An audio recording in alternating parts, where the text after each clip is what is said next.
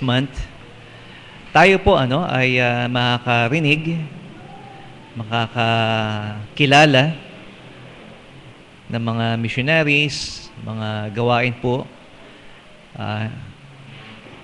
Hindi lang po itong gawain po natin. And hopefully we'll be challenged by what we hear and see. So bago po tayo magsimula, tayo pong lahat tumayo. And we will pray. Pray for our emphasis for this month. But for this morning, let us pray na mahabag po sa atin ng Panginoon. Kailangan po natin yon.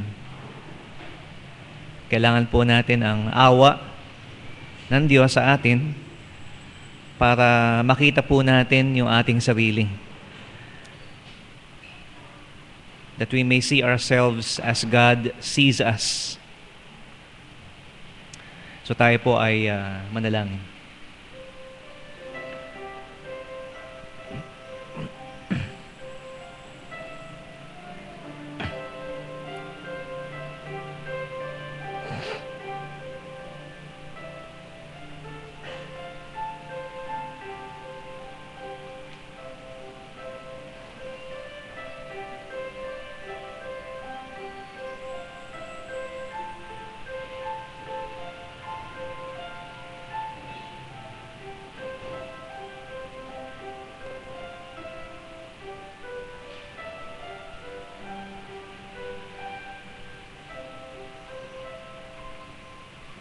Amen.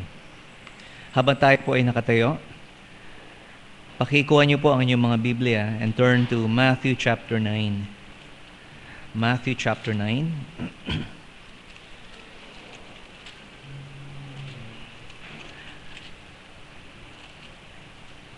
At babasahin po natin ang last 4 verses. Verse 36 to 38.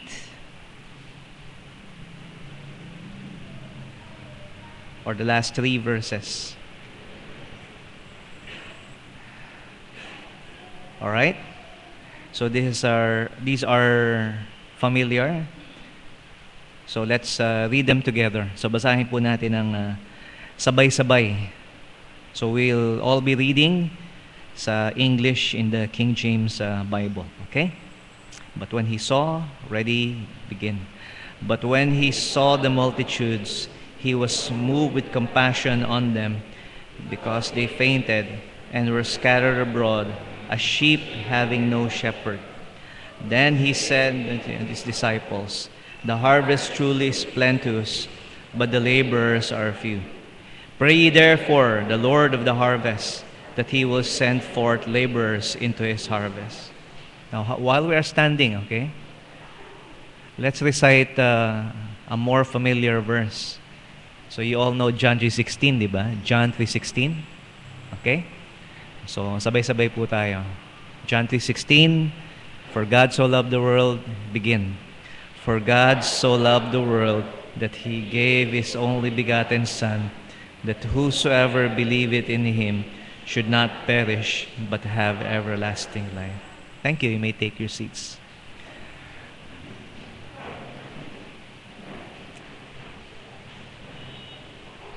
So we know these Bible verses from our hearts.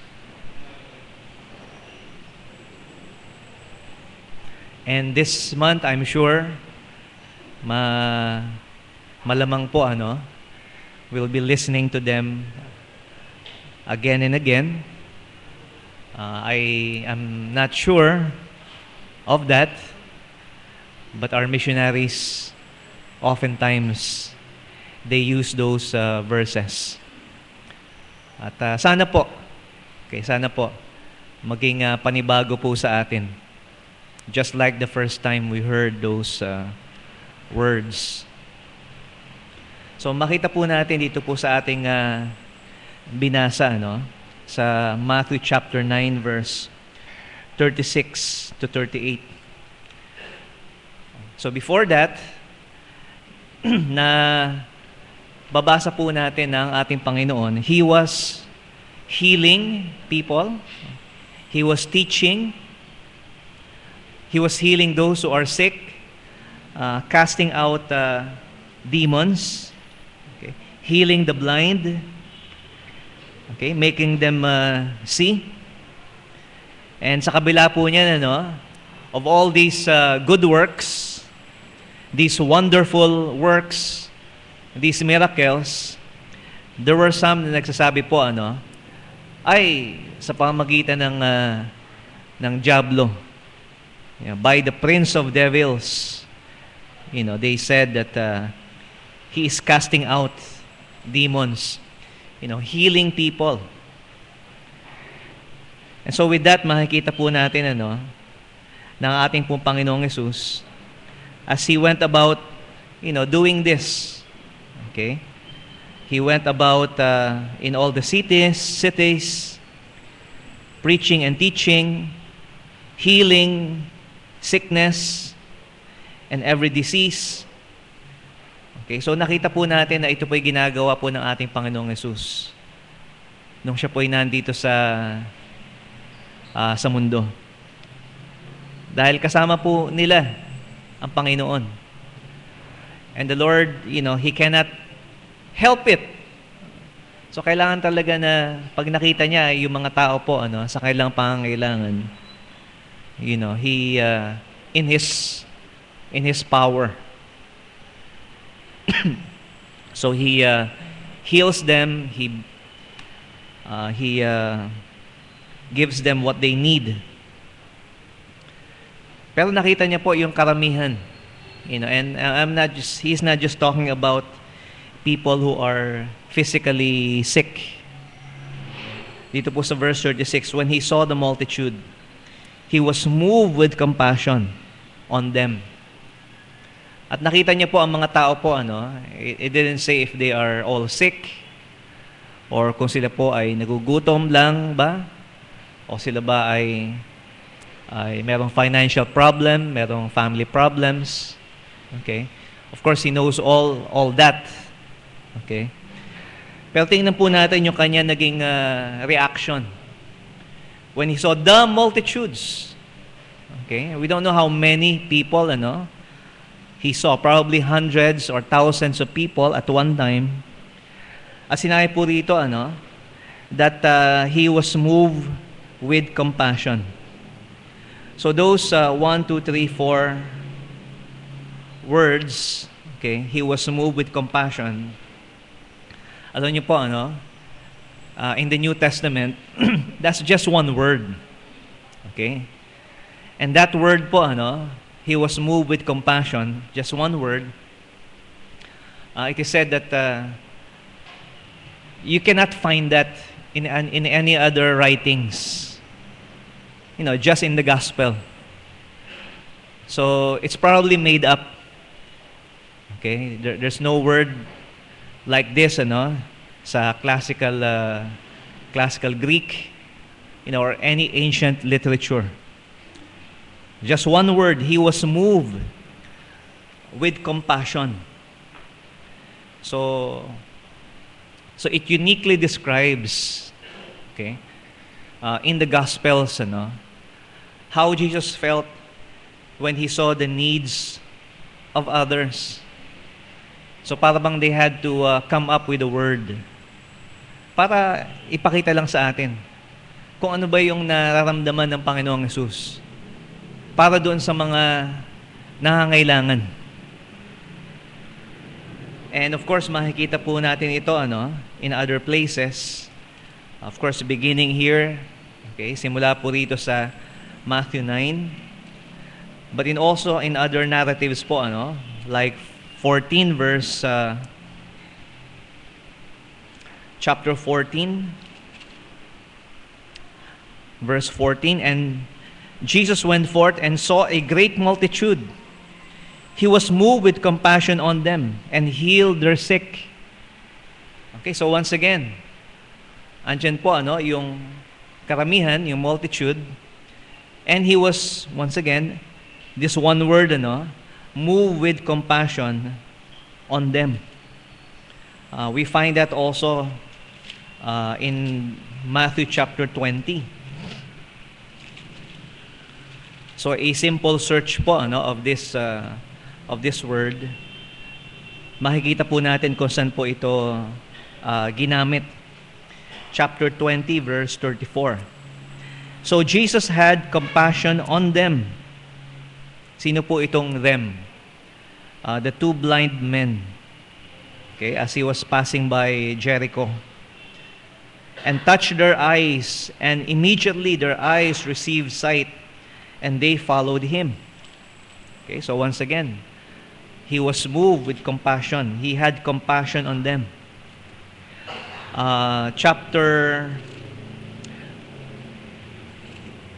Hindi lang po sa Matthew, but also in Mark 6:34.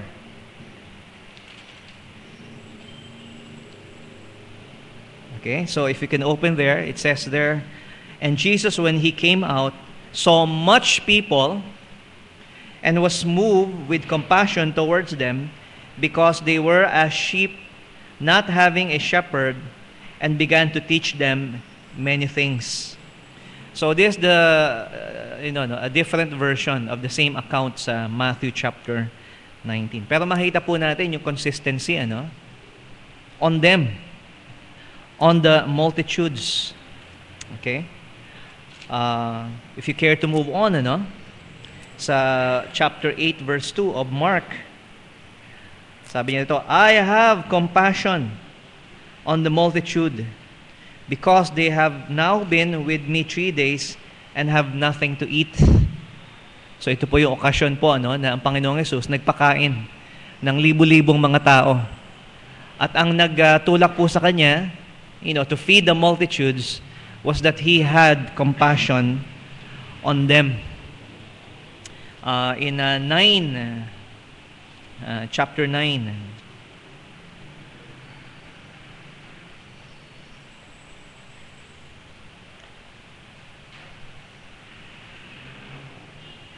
verse 22, and ofttimes it had cast him into the fire and into the waters to destroy him. But if thou canst do anything, have compassion on us and help us. So ito po yung sitwasyon that there was this father and his son was demon possessed. Sabi niya, maawa ka sa amin. Have compassion on us. And he did. Okay?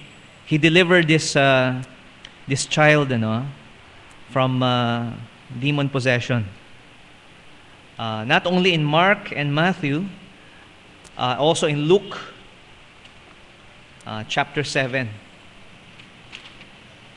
Luke chapter 7, verse 13.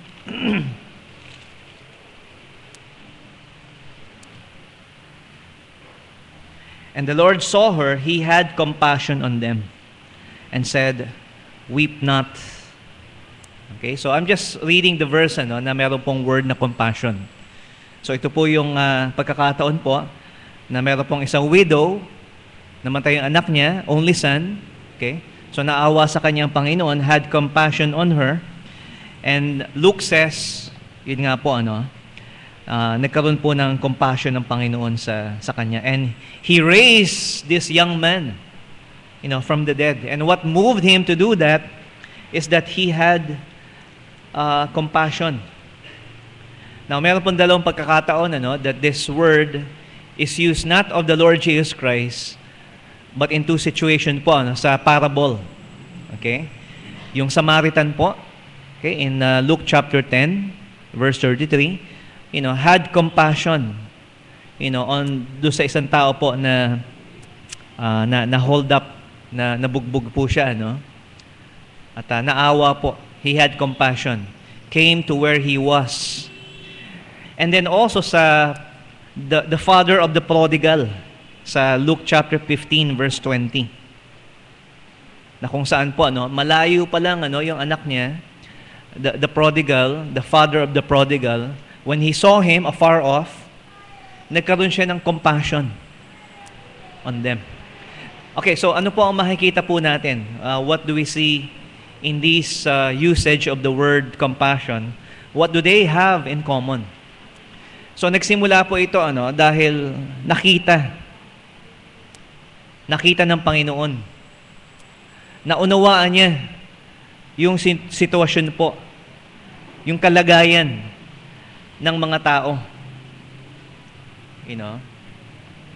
And as Jesus Christ, was looking at these people, yung kanila pong paghihirap, their suffering, the disciples were, not looking at the people, but they were watching Him. They were observing Christ. They were looking at Him. Okay?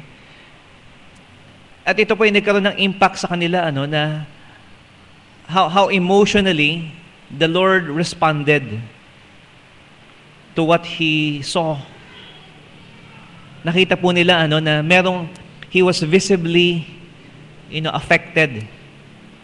Okay, in fact ito pong salitang compassion is related to a certain or internal organ. Dito po sa may tiyan po natin at sinasabi ito, it moved. Okay? Gumagalaw. Gumagalaw ba yung internal organs natin? Lalo na maya-maya, mga alas 11 siguro, gagalaw na yan, Sa gutom siguro,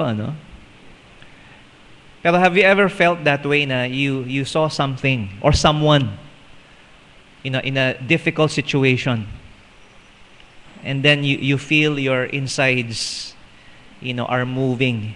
Alam niyo po mga minamahal, that's what yung po ang meaning po rito ng compassion. Okay? He was moved because there was something inside him that was moving. And we have mentioned kailan lang na ang paniniwala po nila that the seat of the emotion and feelings is not the heart. Okay? You think with your heart. Okay? But with the seat of the feelings is the, dito po, sa intestines. For us, that sounds unusual, pero it does make sense. Okay?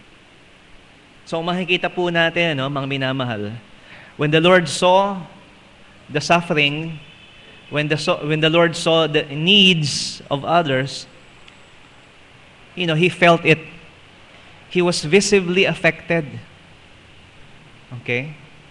And doon po nagtaka yung mga disciples. Because they were not affected. Okay? In fact, sometimes there's a difference among ourselves. Di ba? We see the same thing at iba po yung effect sa atin. Di ba? So, minsan, may pinapanood ka. Di ba? Kita mo, na yung kasama mo na pinapanood niya, pero pinapanood mo siya. Ba't kaya umiiyak ito? Okay? Ang kopni mo naman. Okay? Parang gano'n, iniisip na, but, probably because, that person is able to relate. Siguro naalala niya yung nanay niya, naalala niya yung, somebody close to him, at, kako ilang beses mo na nakita yan, pero, every time you see it, you are affected by it. And so we call that siguro po actually maybe it is corny because it's just being sentimental kasi kasi tayo pa rin yun eh. Ang iniisip pa rin natin is not actually the person yung sa kalagayan niya, kundi naalala natin yung sarili po nating karanasan, or experience. But when they saw the Lord Jesus Christ, nakita po nila that emotionally, and that is what makes our Savior, the Lord Jesus, truly even more human than us. Because He is able to look at people, He looked at the needs of others, and He's able to relate and understand to them. Katulad po mga nabasa po natin. Hindi lang po nakita niya, tapos pinagaling niya. Okay, so, tapos. Okay, next. It's not business. It was personal for the Lord Jesus Christ. And of course, in the Gospel of John, we don't find that word compassion. Okay, but we do find the word love. It's a key word sa Gospel of John. At nakita po natin, for God so loved what? The world. Okay? The multitude. That's everybody. And what is there in the world to love? Kung titingnan po natin. Is there something sa mundo pong ito, sa kinakatayuan po ng Diyos, para ibigin niya at mahalin ang mundong ito? A world full of sinners. And that's all of us. For God so loved the world. But it didn't stop there. Okay? Hindi ho tumigil ang Panginoon dun sa naramdaman niya. And I am saying po rito, yung emotion, pero wag ko kayong magkamali, ang compassion o ang pag-ibig, hindi lang po yan puro damdamin. Okay? But it does have that. At ito po ang naging effect sa kanya, He gave His only begotten Son. Which is why, mga minamahal, maintindihan natin yung pag-ibig ng Diyos para sa atin. Because our Lord Jesus Christ, the Son of God, siya po ang perfect na kapahayagan ng pag-ibig na ito, ay ito pong compassion na ito. And love and compassion seems to be synonymous. Pero mas naintindihan po natin, of course, ang pag-ibig po masyadong subjective for many people. But compassion, you have to focus on the need of others. Okay? Kung ang iniisip mo lamang, yung kailangan mo doon sa taong yon, hindi po yon ang pag-ibig na binibigay sa atin ng Panginoon Diyos. Pag tayo po ay umibig sa isang tao, na ang iniisip po natin ay yung kanyang kapakanan, then that's more than just being sentimental. That is compassion. At yun po, mga minamahal, we lack. It is missing already in our society. Napakalayo na po, mga minamahal natin, sa tunay na pag-ibig ng Diyos, na meron pong compassion. That there are those who seem even to enjoy, the suffering of others. Hindi ba? Saan po kayo nakakita ng mga tao na nag-i-enjoy, na pinapahirapan yung mga cute na mga kuting, di ba? At tuwan-tuwa pa sila, pinapatay nila yung mga pinapahirapan nila yung mga hayop, di ba? And of course, maybe those people have their own problems. Okay? Meron na pong bagong laro ngayon, Ang pangalan po ng laro, The Wheel of Torture. Wheel of Torture. Okay? At wala akong rito, Can I buy a bowel? Wala po. Okay? Pinapahirapan nila. And of course, you may think, these are criminals. They probably deserve it. Okay?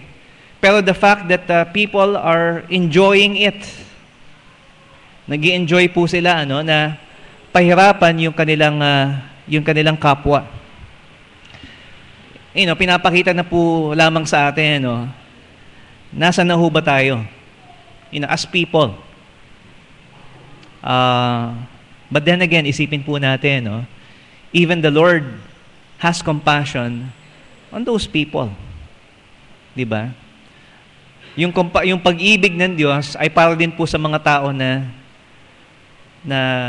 nag-i-enjoy sa misfortunes, sufferings of others. So para maintindihan po natin ito, mga minamahal, tingnan po natin ang pag-ibig ng Diyos. First of all, God's love is unique. It is unique. Ito po ay kakaiba. For God so loved the world that He gave His only begotten Son. For God so loved. There's no one that loves more than God does. Wala pong ibang person in this universe na pwedeng magmahal katulad ng pagmamahal ng Diyos. Na higit pa sa pagmamahal ng Diyos. Because God so loved the world that He gave up the most precious that He has. And that is His beloved Son. At sa pamamagitan po ng ating Panginoong Hesus, na nagmahal din po sa atin, no one cares for sinners like Jesus. Wala hong nakakaunawa sa atin bilang mga tao na makasalanan katulad po ng ating Panginoong Hesus dahil siya po ang nagdala ng kasalanan mo at ng kasalanan ko. And you know what? Think of the most loving person if you could imagine. Okay? Na nakilala mo, the most loving person in the world. And you know what? God's love is 1,000-fold. In fact, kung ikukumpara natin, ang pinakadakilang pag-ibig na maibibigay ng tao, it seems hatred, nothing, compared to the love that God has bestowed on us. But then again, there are questions. If God is love, then why does He send people to hell? Kung ang Diyos pala ay pag-ibig, bakit maraming tao ang pupunta sa impyerno? Oo nga pala, huwag nating kalimutan po, na ang Diyos ay galit din sa kasalanan. Because God is holy. He is also a God of wrath. Okay?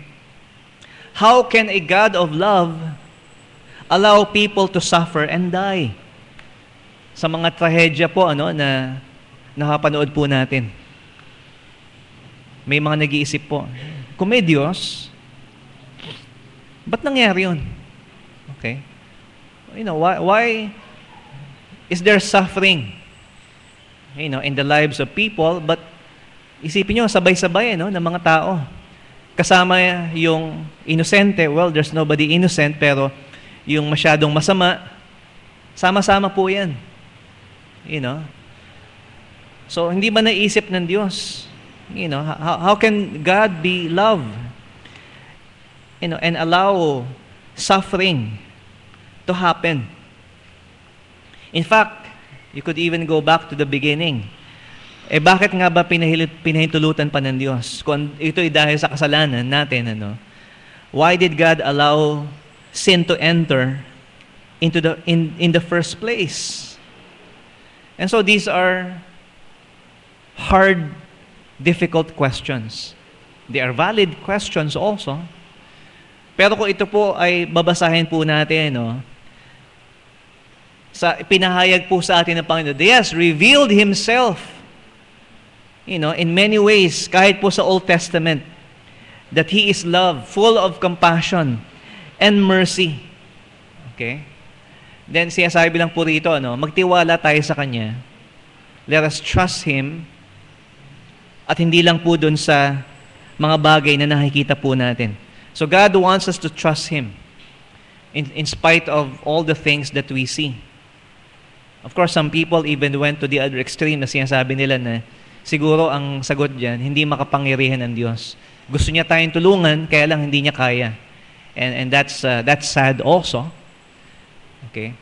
Because it diminishes, it seemed to diminish yung pong kapangyarihan ng Diyos. So God God is angry with sin, and He is also angry with sinners. Oftentimes we hear the cliche, hate the sin but love the sinner. You know what? God also hates the sinner. Okay? It's something po, mga minamahal, na if He loves the sinner, then alisin niya na lang yung kasalanan and save the sinner. But makikita po natin that sinners are also the object of God's wrath. You see, God's holiness, God's love, God's wrath, wala hong clashing po dyan. They coexist. Okay, perfectly. Hindi po yan parang yung yin-yang na sinasabi ng mga Eastern religion that, good and evil, must exist. Hindi po. There's no evil, okay, in the nature of God. There's no conflict between God's love and God's holiness and His justice. Of course, they only clash in our minds. Okay? Pero kung titingnan po natin, kung hindi po natin maintindihan yung pag-ibig ng Diyos, hindi rin natin maintindihan yung pag-ibig na sinasabi natin na ginagawa din po natin. You see, God's love is unique, as it is diverse also when we compare it with our love that we say that we have. At dito po makikita po natin yung election, yung pagpili po ng Panginoon Diyos sa atin, which makes God's love unique para po sa ating mga mananampalataya. You see, my love for my wife and my family is quite different with my love for my neighbors. I don't love other people in the same way that I love my wife and my family. In fact, kung titingnan niyo po, my love for my wife is different from that of my children. Hindi ho natin pwedeng sabihin na yun po ay magkapantay. But the fact is, I chose my wife. In the same way, the Lord has chosen us to be the object of His love. Masasabi rin po natin na iba yung pagturing po natin, yung pagmamahal natin, with our Christian friends and family, with that of our non-Christian family and friends. So there's a difference there. And so masasabi po natin, mga minamahal, that kung hindi mo po natin maintindihan kung paano tayo minamahal ng Panginoon Diyos, it is because of the very nature of God. His love is unique. God is love. We don't need to exist, mga minamahal. Okay? Kahit wala po tayo, totoo pa rin po yun. Bahagi pa rin po ng pagiging Diyos ng Diyos ay yung kanyang pag-ibig. Because God loved the Son, from eternity. Hindi niya ho tayo kailangan para magkaroon po siya ng mamahalin. Mali ho yung iniisip ng iba na kaya lang naman tayo nilikha ng Diyos kasi naiinip siya, nalulungkot siya. Ayun, kaya niya tayo ginawa. Para bang, pinaglalaroan lang. No, God is perfectly happy with Himself. He doesn't need us. Pero mga minamahal, kailangan ba natin ang Panginoon? Kailangan ba nating maunawaan at madama ang pag-ibig ng ating Panginoon Diyos? That is why He revealed it by His Son, Jesus Christ.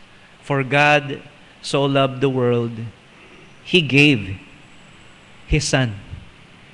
Yun lang po ang kailangan natin maintindihan sa pag-ibig ng Diyos. Binigay niya ang kanyang anak para sa atin. Hindi ka man niya bigyan ng $1 million, okay lang yun.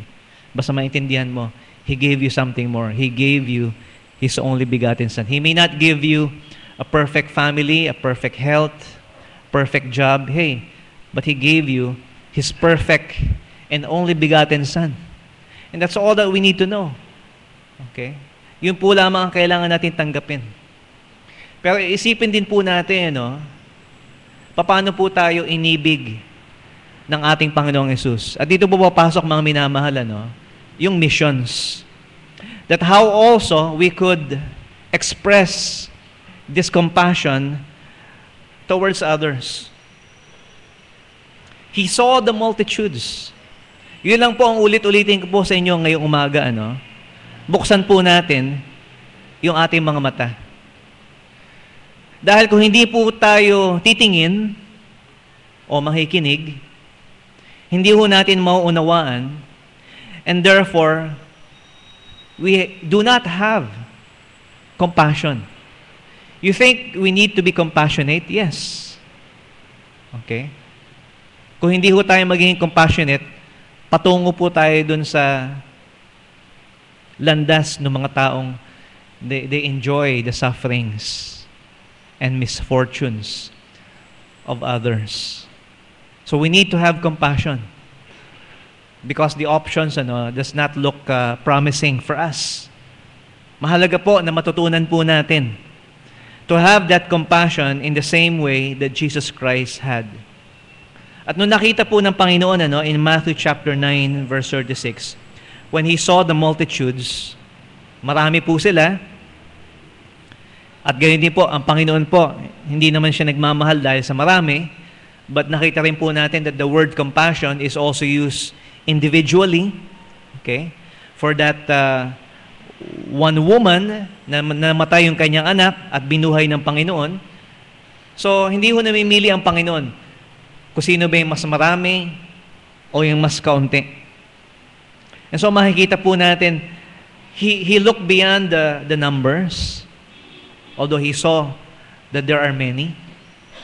At kung tayo po ilalabas yan mamaya, of course, madaming tao sa labas. Titingnan po natin sila na, sometimes I wonder, as I'm going to church on a Sunday morning. Of course, ang isip po natin, ay nasa Panginoon, kung paano ba natin siya sasambahin.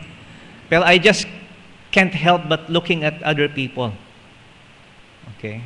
Na, I don't know where they're going. I know I'm going to church. Okay? But people are occupied with, I don't know, maybe hindi nila iniisip ang Diyos. Diba? Sa araw na ito. At alam niyo po, ang ating Diyos at ang ating Panginoon, sa palagay ko po, having read this, imbes na siya ay mainis sa mga tao. Diba? Minsan, nagagalit tayo, diba? Simba kayo ng simba, prosesyon kayo ng prosesyon, hindi niyo naman kilala ang Panginoon Diyos. On the other hand, you can't help but feel sorry for people. Okay? Sa kalagayan po nila na, and maybe I have to admit to you, sometimes I don't feel sorry for them. It's just being honest with you, That's why I need this message also. Because alam niyo po, hindi na madalas nangyayari po yun, na nakikita po natin na maraming mga tao at nakikita lang natin, na maganda ang damit nila o hindi maganda yung damit nila o sila ay may sakit o sila ay malusog. But you know what? How did the Lord Jesus Christ, when He saw the multitude, ano po yung kanya naging response? Okay. He was moved from the inside. He was moved with compassion on them because they were like sheep having no shepherd. He saw the spiritual needs of people. Nakita niya po, beyond their physical, their material need. Isip natin, ba't tayo maaawa sa kanila Yaan mo nga silang pumunta sa impyerno. Anyway, nag-enjoy na naman sila dito. Dami nilang pera, okay lang yun. Well, no. It's not worth it. We have to see people from the inside spiritually. They are like zombies. Okay? They are dead in sin. They are walking about day in and day out. They don't have any purpose in life. They don't know God. Sila po ay patay sa kanilang mga kasalanan.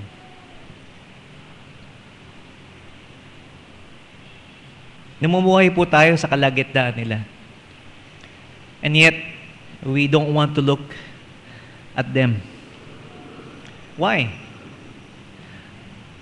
You know, ako po ayoko talagang, you know, maawa sa mga tao. Humanly speaking, of course. Outside of the grace of God. You know, kasi po ako pag I think I have a tendency that if I am just pag naawa ka, mas lalong hindi ka kilos ba? You are paralyzed. Okay? When you saw a tragedy, sometimes if I go to the hospital, I honestly say, Lord, I don't want to go there. I don't want to go. Because I don't want to see, all the other people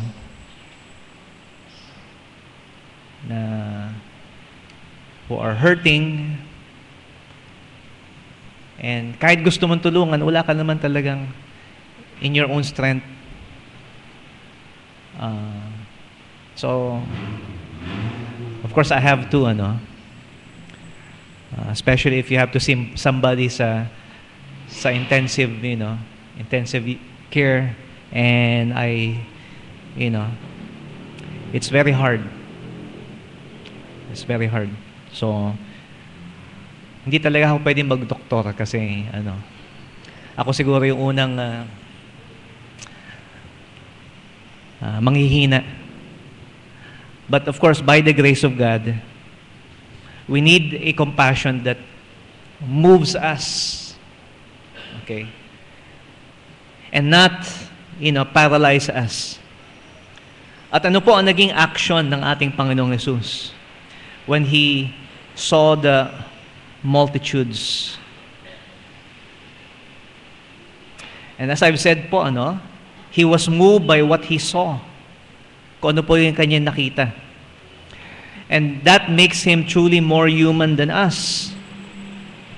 Because naiintindihan po niya, nauunawaan niya, pag nakita niya, nauunawaan niya, kung ano po ang ating mga pangailangan. In Hebrews 4:12 it says, "For we have not a high priest that cannot be touched with the feelings of our infirmities, but was in all points tempted like as we are, yet without sin." So having known the Lord Jesus Christ as such, ano po ang naging action ng ating Panginoon at ano po ang dapat nating maging action as we have compassion? Well, ang sabi niya po rito, when He saw the multitudes and were scattered abroad as sheep having no shepherd, then He saith to His disciples, "The harvest truly is plenteous, but the laborers are few. Pray ye therefore."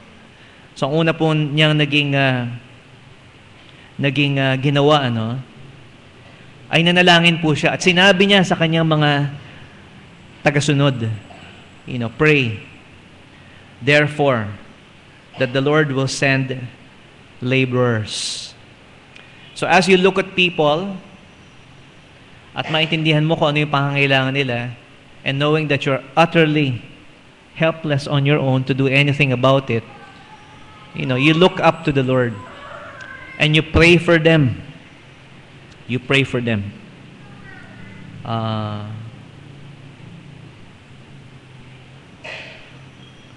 So it's sad po, mga minamahal, that we have lost real compassion. So yun po ang sinasabi ko po sa inyo, as we hear about missions. Of course, ang titingnan po natin yung panlabas, yung missionary.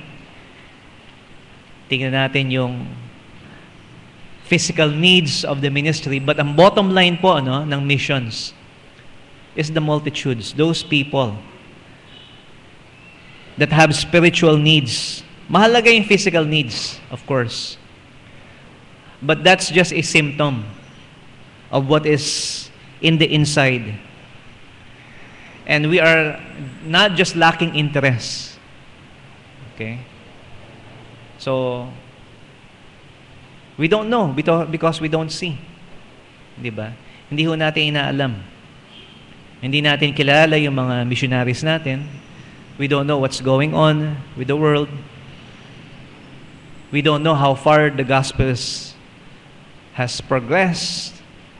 Okay? So, hindi tayo interesado. Okay? Parang nanonood ka ng basketball, tapos wala kang pakialam kung ano yung score. Lamang na ba tayo? Nanalo ba tayo? We're not interested at all. Okay? And we're not, and this is not a game or a business. No, this is about the lives of people. It takes more than just interest. It takes compassion. And certainly, gusto po natin na meron po tayong gawin. Pero wag nawa po ang maging layunin po natin, ay para mawala, okay, yung compassion within us. Iba po ay sabihin, nakapagbigay na ako, nakatulong na ako, so okay na yun. Maganda na yung pakiramdam ko. That's not the point, mga minamahal. Because as long as we keep seeing the need of other people, hindi ho dapat nawawala. Kasi maging ang ating Panginoong Hesus ngayon, okay, He still has that compassion towards people. At hindi ho ito natatapos na nakita natin, may ginawa tayo, okay, tapos na. But how can we keep, having that compassion na hindi ho natin mawala po sa atin? Well, don't stop looking. Don't stop seeing. Patuloy po nating alamin. Okay, ano na ba ang nangyayari sa iyo? Pag narinig po natin yung mga missionaries, okay, sige. Kamusta na ba? Okay. Kinakamusta ba natin sila? Minsan, alam nyo, parang ayokong kamustahin sila. Okay?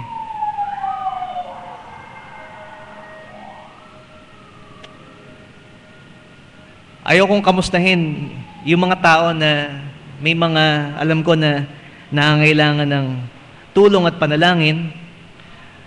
But that's the only way that we keep, compassion within our hearts. Na hindi po natin isarado yung ating mga mata. So, we must continuously behold the needs of others. Dahil ito pong compassion, ng ating Panginoon, hindi lang ho ito natapos sa chapter 9. It goes on to the other, chapters that He continued to have this compassion. Hindi ho dahil nag-pray na tayo o nakatulong na po tayo, but we must continuously behold the needs of others, especially spiritual needs, so that we will not lose compassion. So ang aking pong challenge po sa inyo, mga minamahal, as we welcome, our co-laborers na pinagpipray po natin, just keep your eyes open. And the Lord will open our hearts. Let us keep looking. As the Lord Jesus Christ, when He saw, He was moved with compassion. At ang unang-unang gawin po natin, mga minamahal, is pray. As Jesus did. Pray for the laborers who will work. Pray that the Lord may also choose you to become one of His laborers. Hindi po lahat. Okay? kokonti ang manggagawa. I understand that, pero hindi po lahat ay para sa ganung gawain.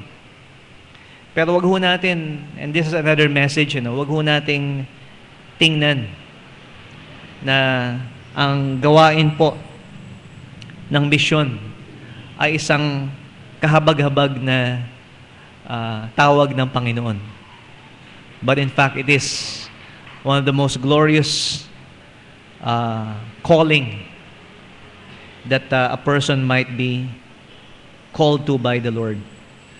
So ang challenge po natin po, mga minamahal, let's keep our eyes open.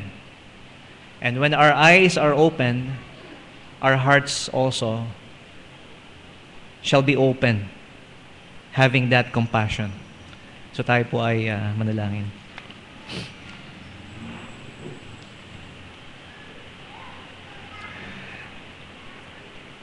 Panginoon, aming Ama, maraming pong salamat, O Diyos, na ipinakita mo, Panginoon, sa amin ang pag-ibig mo, Panginoon, sa pamagitan ng iyong anak na si Jesus, na Kanya pong binigay ang Kanyang sarili para sa amin pong kasalanan.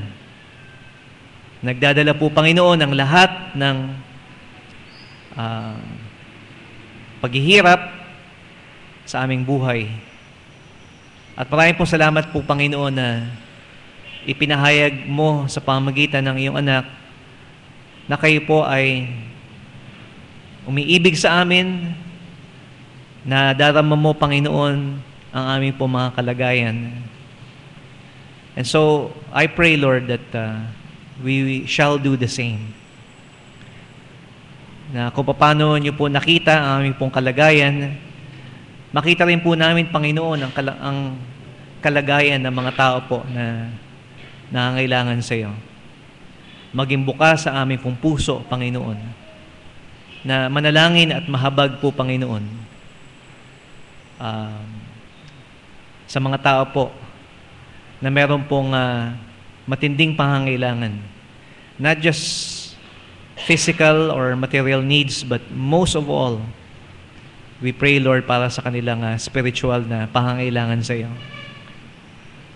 Dalangin ko, Panginoon, sa iyo, na tulungan mo kami, Panginoon, na maging bukas ang aming pong mga mata at ang aming mga pandinig.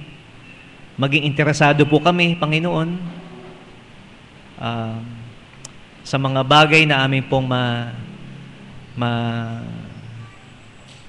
lalaman, Panginoon, patungkol po sa pangangailangan ng inyo po mga manggagawa. At sa iyo po namin binabalik, Panginoon, ang lahat ng ito sa pangalan ng aming Panginoong Hesus. Amen. Let's sing a closing hymn.